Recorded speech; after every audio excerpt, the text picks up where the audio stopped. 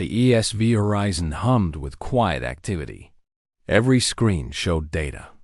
Every crew member worked in focused silence. They had been given access to 200 years of war records, and they intended to use every second. Dr. Megan Price stood at the center of the analysis room, surrounded by floating displays that showed battle after battle after battle. Each one ended the same way: retreat, defeat, death. "This is incredible," she whispered, not in admiration. In horror. Admiral Cruz entered the room with Commander Torres at his side. "What do you have for me, Doctor?" Price turned to face them. Her eyes were wide. "Sir, they've been doing everything wrong. For 200 years, they've been making the same mistakes over and over again." She pulled up a display showing a typical battle formation. Different colored dots represented different species fleets. They were scattered across the battlefield with no coordination. "Look at this," she said. "The Valkyrie fight on the left. The Kreth fight on the right. The Orvani stay in the center. They never mix. They never support each other. Each species fights its own separate war against the same enemy." Torres frowned. "That's insane. Why would they do that?" "Pride," Cruz said quietly. "Old rivalries. They don't trust each other enough to fight together." Price nodded. "It gets worse. Each species uses different communication frequencies. They can't even talk to each other in real time during battle. By the time a message gets translated and sent to another fleet, the battle has already changed." She pulled up another display. This one showed the Sharek swarm patterns over multiple engagements. "The Shareks are predictable," she continued. "They always attack in the same basic patterns. They swarm toward the largest energy signature, they surround it, and they consume it. The queen nodes control everything. Take out the queens, and the drones become confused and disorganized."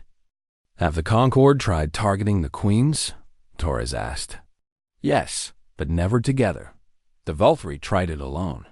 They got close, but the Shareks adapted before they could finish. The Kreth tried it alone. Same result.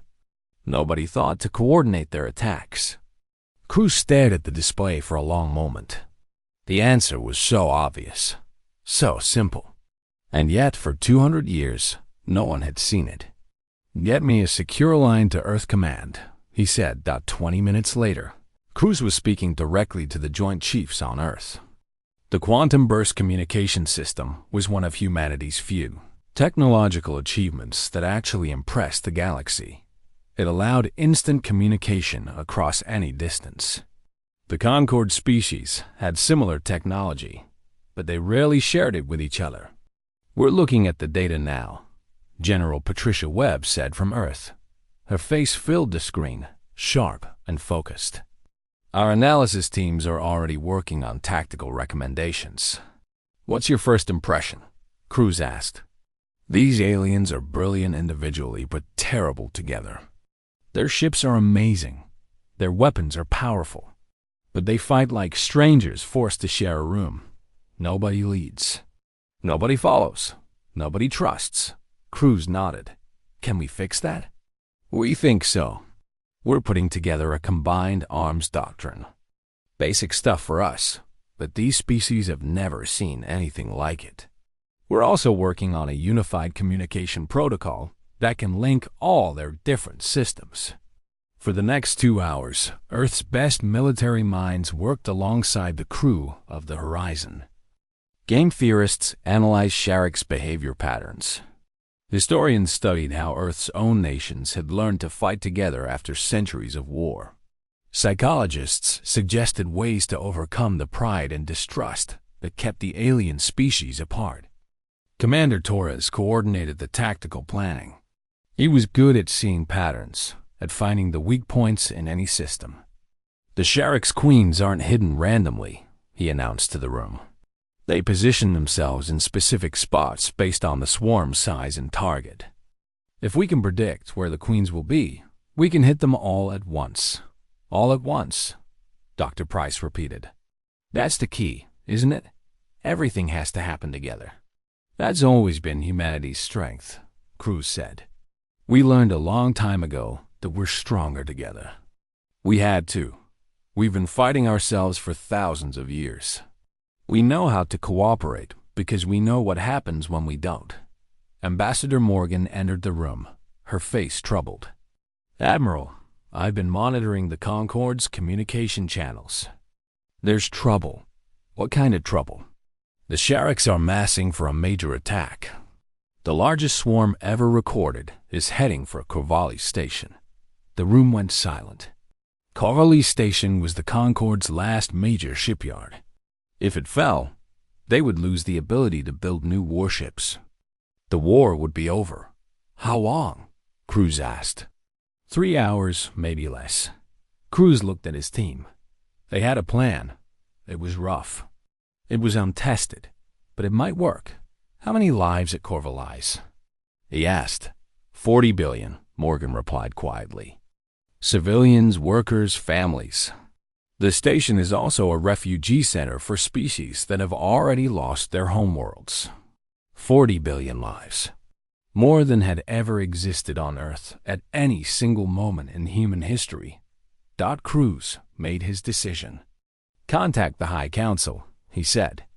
Tell them we want to address the Assembly immediately. Morgan raised an eyebrow. They'll laugh at us again. Let them laugh. But make sure War Marshal Drekthos is there. He's lost 3 homeworlds to the Sharks. He knows what's at stake. He might be desperate enough to listen. And if he's not? Cruz straightened his uniform and headed for the door. Then we'll make him listen. Humanity didn't come all this way to watch the galaxy burn. Torres fell into step beside him. Sir, our plan requires complete control of their combined fleets. They'll never agree to that. No, Cruz agreed. They won't. Not until they have no other choice. He paused at the doorway and looked back at his crew. These were good people. Brave people. They had left everything they knew to represent their species among the stars. Now they were about to do something that would either save the galaxy or prove that humanity was exactly as foolish as the aliens believed. We have one chance at this, Cruz said. One chance to show them what humans can do. Let's not waste it. They walked toward the assembly hall, toward the laughter and the scorn and the desperate battle that awaited them all. Behind them, the data screens continued to glow with 200 years of failure. Humanity was about to write a different ending. The great hall of the Galactic Assembly stretched for miles in every direction. Lights of 1,000 colors floated in the air above delegates from 47 different species. Some had scales. Some had feathers. Some had no bodies at all, just clouds of glowing energy contained in special chambers. They had all come to witness something they found deeply amusing. Humanity had arrived. Admiral Daniel Cruz stood at the viewing port of his ship, the ESV Horizon, and watched the massive station grow larger as they approached. Behind him, 4 other human vessels followed in tight formation. 5 ships. That was all Earth had sent to represent their entire species at this historic moment. Sir, we're receiving docking instructions, said Commander Kevin Torres from his station. He was a young man with sharp eyes and a calm voice. They've assigned us to Port 7. Port 7, Cruz repeated. He almost smiled. The cargo dock. Yes, sir. Cruz had expected nothing less. Humanity had been watching the stars for centuries, dreaming of the day they would meet other intelligent life. When that day finally came, they discovered the galaxy was already full. Thousands of civilizations had risen and fallen while humans were still learning to make fire. The Galactic Concorde had existed for over 10,000 years. To them, humanity was not a wonder. They were a curiosity, a joke. Take us in, Cruz ordered. Nice and slow. Let them get a good look at us. In the assembly hall, the delegates watched the human ships dock on massive screens. Laughter rippled through the chamber. The Velthari representative, a tall being with blue skin and 4 arms, made a gesture that his translator rendered as deep amusement. "Look at them," High Counselor Vethan said to those around him. "Their ships still use chemical propulsion as backup systems." Chemical propulsion. My species abandoned that technology before their planet had complex life. More laughter followed. The Kreth delegate, a massive creature covered in thick gray plates, shook his heavy head. "They will not survive a single season in true space," War Marshal Drekthos rumbled. "The Sherricks will devour them before they learn to run." The Sherricks. That name brought a moment of silence to even the most amused delegates. For 200 years, the Galactic Concord had been fighting a losing war against the Sharricks horde. The Sharricks were a swarm species, billions upon billions of creatures that shared one mind and one hunger. They had consumed dozens of worlds. They had killed trillions. And despite all the advanced technology of the Concord, despite weapons that could crack planets and shields that could stop stars, the Sharricks kept coming. But that was a problem for another moment. Right now, the delegates wanted to enjoy the show. Ambassador Lisa Morgan led the human delegation into the assembly hall. She was a woman in her 50s, with gray hair and eyes that missed nothing. Behind her walked Admiral Cruz, Dr. Megan Price, and a small team of aides.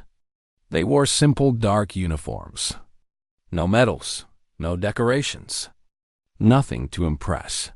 The hall felt quiet as they entered, but it was not a respectful silence. It was the silence of an audience waiting for a performance to begin. "Welcome, humans," High Counselor Vethan announced from his elevated platform. His voice carried through the hall with the help of translation devices that converted his words into every known language. "The Galactic Concord grants you provisional membership. You may observe our proceedings and learn from your betters." Ambassador Morgan smiled politely. "Thank you, High Counselor. We are honored to be here." "I'm sure you are," Vethan replied. More quiet laughter from the delegates. "You should know that we are currently engaged in a small conflict with a hostile species. Nothing that concerns newcomers like yourselves, of course. You will be assigned to observer status on the outer territories, far from any danger." "We've heard about the Sharricks," Morgan said. Her voice was calm and clear. "We would like to help." This time, the laughter was not quiet. It rolled through the hall like thunder. Delegates from a dozen species shook with amusement. Even the energy beings seemed to pulse with what could only be mockery. War Marshal Drekthos leaned forward in his seat. "Up, little human, we have been fighting the Sharricks for 200 of your years. We have lost 32 worlds. 18 billion soldiers have died. What could you possibly offer?" "Fresh eyes," Morgan replied simply. "A new perspective." "Perspective?" Vethan repeated, as if tasting something sour. "Very well. If it amuses you, we can provide access to our combat records. Consider it a gift to help you understand what real war looks like." Morgan bowed her head slightly. "That would be most generous." Admiral Cruz stepped forward. "We would also like to observe your fleet formations and communication protocols for educational purposes." The delegates exchanged glances. There was no harm in showing the humans their military data. It was not as if these primitive creatures could understand it, let alone use it. Their ships were barely capable of faster-than-light travel. Their weapons were laughable. Their shields were a joke. "Granted," Vethan said with a wave of his four hands. "Perhaps after you have studied our methods for a few decades, you will understand why your offer of help is so amusing." The human delegation bowed politely and withdrew to their assigned quarters. As they walked through the curved corridors of the station, passing aliens who stared at them with curiosity or contempt, no one spoke. They waited until they were safely inside their secured rooms. Before anyone said a word, Dr. Megan Price was the first to break the silence. She was a small woman with quick hands and a brilliant mind. She had already connected her tablet to the data feed the Concorde had provided. 200 years of war data, she said softly. Every battle, every defeat, every strategy they've tried. Commander Torres looked at the Admiral. Sir, they gave us everything. They didn't even encrypt it properly. Cruz nodded slowly. They don't see us as a threat. They don't see us as anything at all. Ambassador Morgan sat down heavily in a chair. The arrogance is impressive. They're losing a war that might destroy their entire civilization, and they're too proud to accept help from anyone they consider beneath them.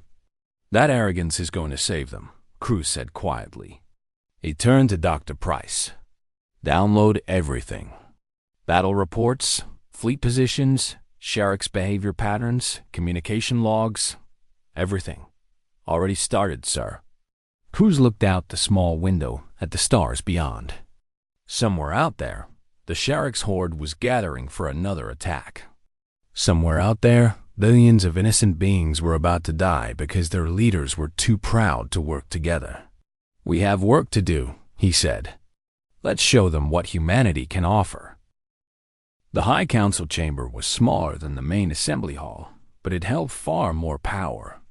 Here, the leaders of the 5 most powerful species made the decisions that shaped the galaxy. Here, wars were declared and ended. Lives were saved or sacrificed with a single vote. Today, the chamber was filled with tension. Admiral Daniel Cruz stood before the council, alone. Behind the elevated seats, massive screens showed the approaching Sharik swarm. It was a cloud of red dots moving steadily toward the blue marker that represented Corvallis Station. You want what? High Counselor Vathan demanded. His blue face had turned darker with anger. Command of your combined fleets, Cruz repeated calmly. For the next 3 hours. The chamber erupted. Vathan's 4 arms waved in outrage. Other counselors shouted in languages that the translation systems struggled to keep up with. Only War Marshal Drechthos remained silent, his massive gray form still as stone. This is absurd, Vathan finally said when the noise died down. You arrive in our galaxy with 5 primitive ships. You spend a few hours looking at our war data, and now you believe you can command our fleets. Human arrogance knows no limits. With respect, High Counselor, it's not arrogance. It's observation. Cruz tapped the control, and the screens changed to show the battle analysis his team had prepared. Your species have been fighting the Shariks for 200 years. In that time, you've never won a major engagement. Not once. We have held the line, a Velthri admiral protested. You have retreated, Cruz interrupted. Again and again. You've lost 32 worlds.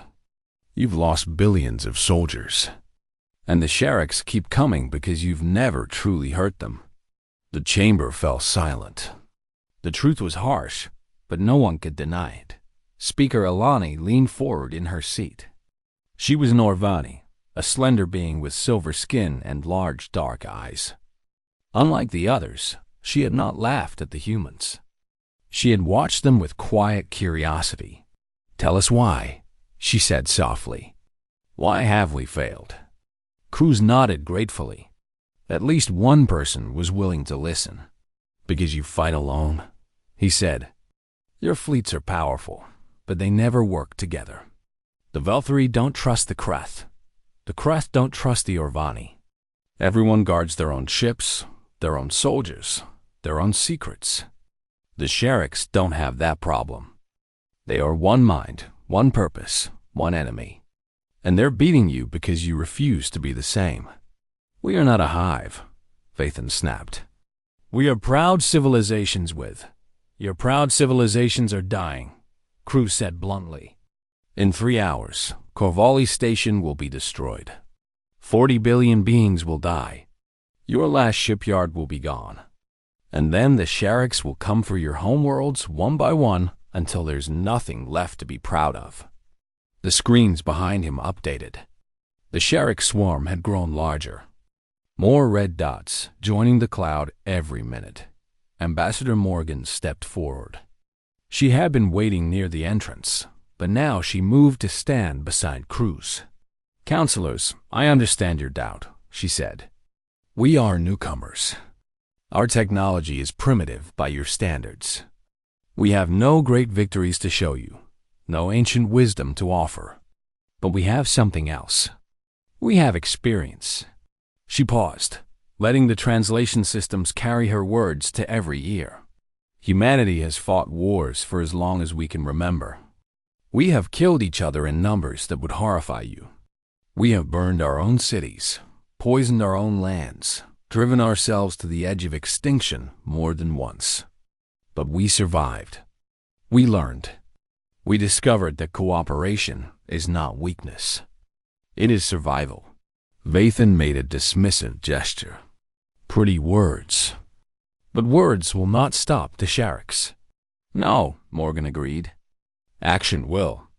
Coordinated action. United action. The kind of action your species have never tried because you're too afraid of each other." "We are not afraid," War Marshal Drexthos rumbled. It was the first time he had spoken. His deep voice filled the chamber like distant thunder. "Then prove it," Cruz said, turning to face the massive Kreth warrior. "Give us command, just for this battle. If we fail, you lose nothing you weren't already going to lose. But if we succeed," an alarm cut through the chamber. Red lights flashed. The screen showed new data, and every counselor went pale. "The Sharks have accelerated," a technician announced. "Arrival at Corvallis has been moved up. Estimated time, 2 hours, 40 minutes. Panic rippled through the chamber. 2 hours and 40 minutes. Not enough time to evacuate. Not enough time to reinforce. Not enough time for anything except watching 40 billion beings die. War. Marshal Drexthos rose from his seat. He was enormous, nearly 3 times the size of a human, covered in battle scars that told the story of 100 campaigns. He had lost 3 homeworlds to the Sharks. He had watched his people burn. And he was tired. "I have spent my entire life fighting this enemy," he said slowly. "I have done everything our traditions demand. I have followed every strategy our ancestors created. And I have failed. Again and again, I have failed." He turned to look at Cruz. For a long moment, the 2 warriors studied each other. "You believe you can do better?" Drexthos asked. "I believe we can do it together," Cruz replied. Drexthos made a sound that might have been a laugh. "Or a sob, or both. The Kreth fleet will follow your command," he said. "May the ancestors forgive me if I am wrong." Vathan jumped to his feet. "You cannot be serious." "This is desperation," Drexthos interrupted. "And desperation is all we have left." Speaker Ilani stood as well. "The Arvani will join you. We have nothing to lose." One by one, the other counselors added their voices. Some angry, some afraid, some simply exhausted by centuries of failure. In the end, even Vathan gave his reluctant agreement. Not because he believed in humanity, but because he had no other choice. Admiral Cruz looked at the screens. 2 hours and 35 minutes until the Sharks arrived. 300 Allied ships waiting to be commanded. A battle plan that had never been tested. "Commander Torres," he said into his communicator, "begin fleet coordination. We're taking command." "Understood, sir." "What should I tell them?" Cruz allowed himself a small smile. "Tell them humanity is here to help. And this time, they're going to let us." The space around Corvallis Station was silent. 300 ships from a dozen different species hung in formation, waiting. They had never fought together before. Many of them had been enemies for centuries. Now they shared the same communication channel, the same battle plan, and the same human commander. Admiral Daniel Cruz stood on the bridge of the ESV horizon, watching the tactical display.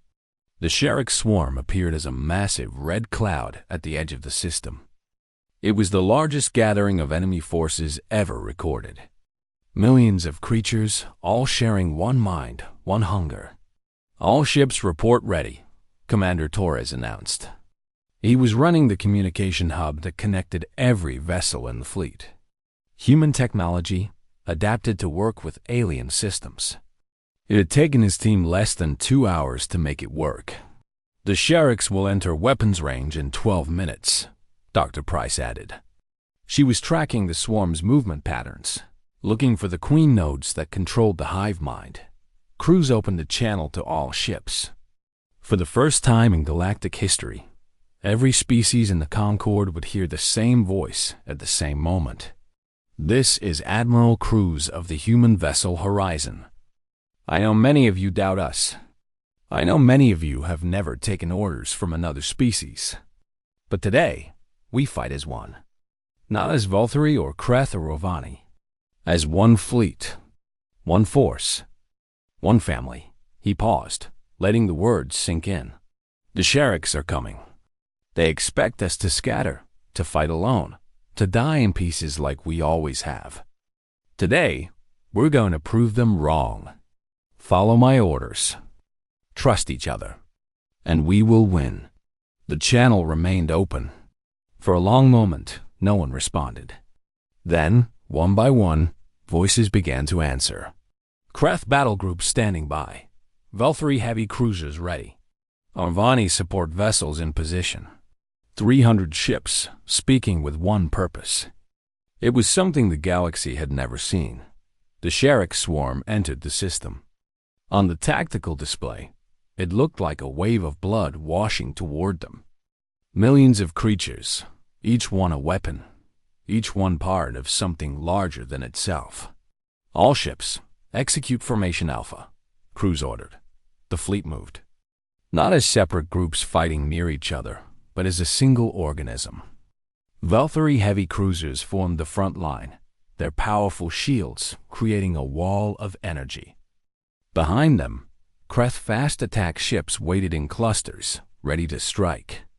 Ovani support vessels spread throughout the formation, their advanced sensors feeding data to everyone. The Sherricks crashed into the Valtteri shields like a tsunami hitting a seawall. The universe lit up with weapons fire. Plasma bolts, energy beams, kinetic rounds. Every species had different weapons, but they all fired at the same targets at the same time. "Shields holding," a Valtteri captain reported. His voice held surprise. Usually, his ships fought alone. Usually, they were overwhelmed within minutes. But with other vessels covering their flanks, they could hold. "Queen node detected," Dr. Price announced.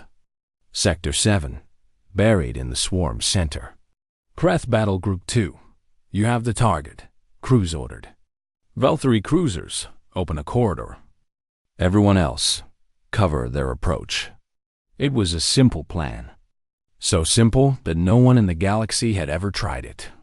The Valtteri ships concentrated their fire on one section of the swarm, burning a path through the creatures. The Kreth ships rushed through the opening, their fast attack vessels tearing toward the Queen node. The Sherricks tried to respond. They were used to fighting enemies that scattered under pressure.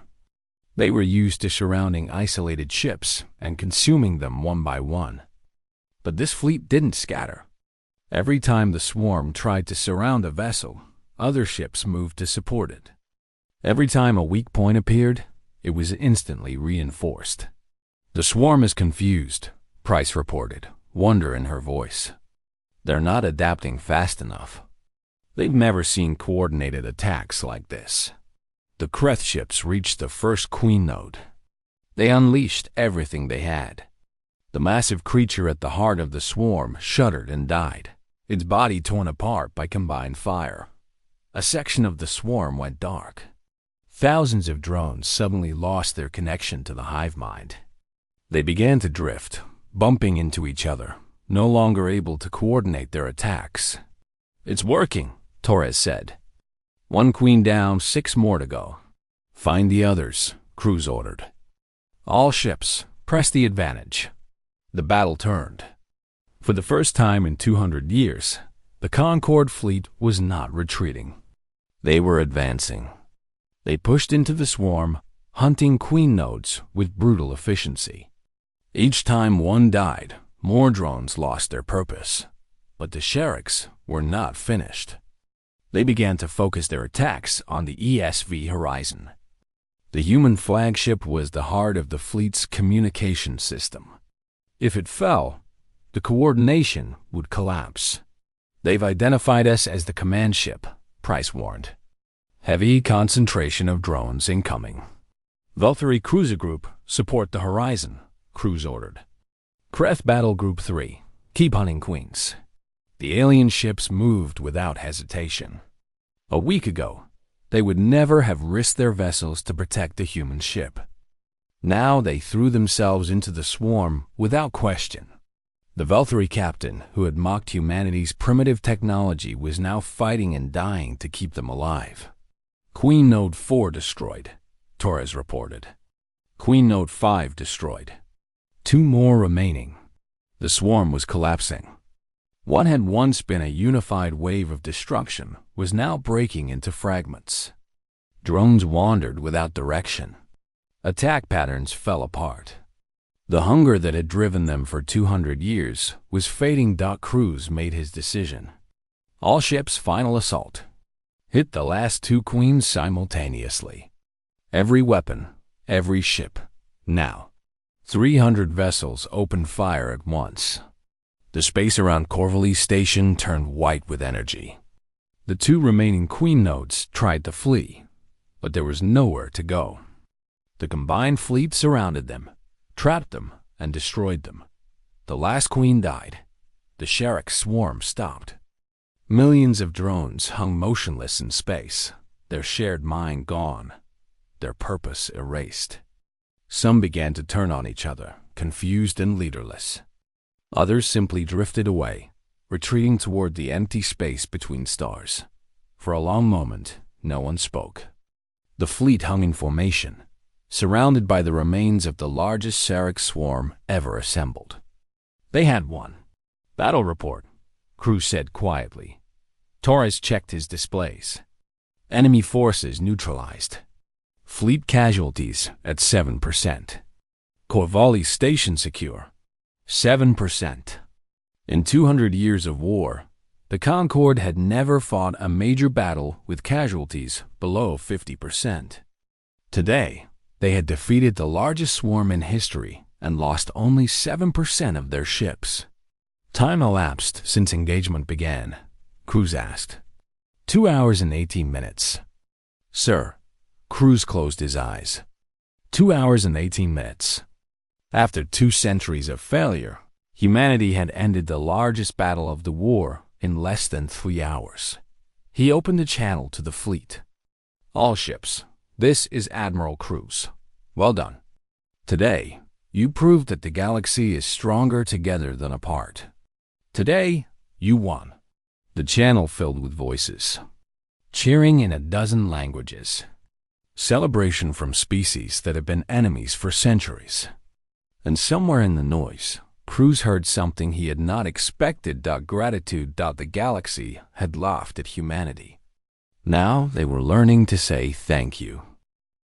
The High Council chamber was silent when Admiral Cruz and Ambassador Morgan entered. The same counselors who had laughed at humanity 2 days ago now sat in stunned quiet. The screens behind them showed the aftermath of the battle. Debris fields where the Sherrick swarm had been. Rescue ships pulling survivors from damaged vessels. And Corvallis Station still shining with the lights of 40 billion lives saved. High Counselor Vathan rose from his seat. His blue face was difficult to read, but something had changed in his eyes. The arrogance was still there, but it had been joined by something else. Respect, perhaps. Or fear. "The human fleet is to be commended," he said formally. "Your tactics were effective." Cruz nodded. "Thank you, High Counselor. But the victory belongs to everyone who fought today." The Valkyrie cruisers held the line. The Kreth attack ships destroyed the Queen nodes. The OverHFY provided critical intelligence. We simply showed them how to work together. Simply, Vathan repeated. He made a sound that might have been a bitter laugh. For 200 years, we have tried to defeat the Sharks. We have built the most advanced weapons in the galaxy. We have raised armies that numbered in the billions. And we failed because we could not do what you call simple. War Marshal Drekthos stood. The massive Kreth warrior moved slowly down from his seat until he stood before Admiral Cruz. They were very different beings. One was ancient, scarred, and enormous. The other was small by galactic standards, young, and fragile-looking. Yet they had shared something in battle that made those differences meaningless. Drekthos raised one of his massive arms and placed his fist against his chest. It was the Kreth salute, a gesture of honor reserved for the greatest warriors. I have never given this salute to an outsider, Drekthos said. My ancestors would curse my name for breaking tradition. But tradition has brought us nothing but defeat. You have given us victory. You have given us hope. The chamber stirred. To see a Kreth war marshal honor a human was something no one had expected. To see him do it willingly, with genuine respect, was something else entirely. Speaker Alani rose gracefully from her seat. The OverHFY have watched many species rise and fall. We have seen empires built on strength alone crumble into dust. Today, we saw something different. We saw cooperation defeat an enemy that raw power could not touch. She turned to face the full council. I propose that humanity be granted full membership in the Galactic Concord. Not as observers, not as provisional members. Full membership with all rights and responsibilities. Seconded, Drekthos growled. Vathan looked like he wanted to argue. His forearms twitched with frustration. But even he could not deny what had happened. The battle records were clear. The casualty reports spoke for themselves. The motion passes, he said finally. Humanity is granted full membership. Ambassador Morgan stepped forward. We accept with one condition. The chamber fell silent again. A condition? From the species that had been laughed at just hours ago? What condition? Vathan asked carefully. Humanity will help reorganize the Concord military into a truly unified force, Morgan said. No more separate fleets. No more secret strategies. No more species fighting alone while their neighbors watch. If you want our help, you have to be willing to change. The counselors exchanged glances. What Morgan was asking would require centuries of tradition to be abandoned. It would mean trusting former enemies with ships and soldiers and lives. It would mean admitting that the old ways had failed. Drekthos spoke first. The Kreth accept. Our old ways brought us nothing but death. Ilani nodded. The OverHFY accept. Change is the only constant in the universe. One by one, the other species added their agreement. Some reluctantly, some eagerly. But all of them, eventually, said yes. When it was over, Cruz addressed the chamber one last time. You spent 200 years fighting alone, he said. We spent 5 hours fighting together. That's the difference between losing a war and winning one. Technology matters. Weapons matter. But nothing matters more than the ability to trust each other. He paused, looking at each counselor in turn. Humanity is young. We don't have ancient wisdom or advanced technology. But we understand something that older civilizations sometimes forget. We understand that every being, no matter how different, has something to offer. We understand that enemies can become friends. We understand that the universe is too big and too dangerous to face alone. The chamber was quiet. The weight of his words hung in the air. The Sharks are not defeated, Cruz continued. They've retreated, but they'll be back, stronger, angrier, more dangerous than before. But when they return, they won't find a galaxy of separate species fighting individual wars. They'll find a united force, fighting together, watching each other's backs. And they will learn what we learned a long time ago. He smiled slightly. Together, we are unstoppable. The meeting ended. The counselors dispersed to their ships and homeworlds, carrying news of the victory and the changes to come. The galaxy would never be the same dot in the weeks that followed. Requests began arriving at the ESV horizon from every corner of the Concord. Species that had once mocked humanity were now asking for human advisors, human strategists, human teachers. They wanted to learn what the humans knew. They wanted to understand how such a young species had seen what they had missed for so long. Admiral Cruz returned to Earth as a hero, but he refused most of the celebrations. There was too much work to do.